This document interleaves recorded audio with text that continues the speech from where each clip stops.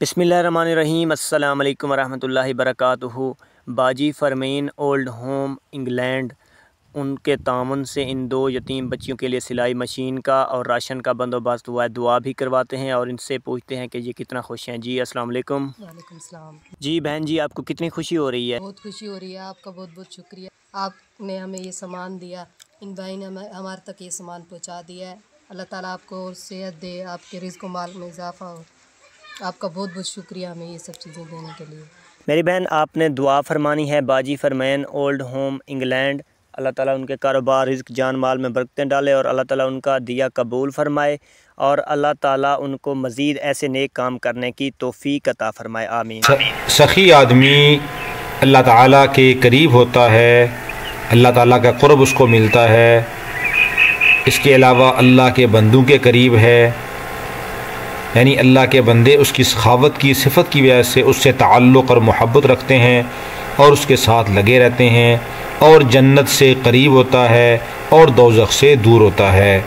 और बख़ील और कंजूस आदमी अल्लाह से दूर, यानी अल्लाह की रहमत से दूर होता है, महरूम हो जाता है। अल्लाह के बंदों से भी दूर होता है क्योंकि इसकी कंजूसी की वजह से लोग इससे अलग और बेताल्लुक़ रहते हैं।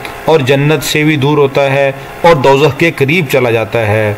और फरमाया बिला शुबा एक बेइल्म सखी अल्लाह ताला को इबादत गुजार कंजूस से ज़्यादा प्यारा होता है। यानी इल्म बेइल्म है लेकिन सखी आदमी है, वो अल्लाह को कंजूस इबादत गुजारों से ज़्यादा पसंद है।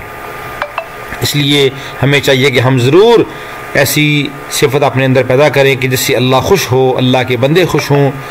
क्या पता है किसी की दुआ हमारी निजात का ज़रिया बन जाए, हमारी दुनियावी और उखरवी सारी मुश्किलात को दूर होने का ज़रिया बन जाए। इसलिए ज़रूर लोगों की खिदमत करनी चाहिए। लोगों की खिदमत करना यही अल्लाह को पसंद है।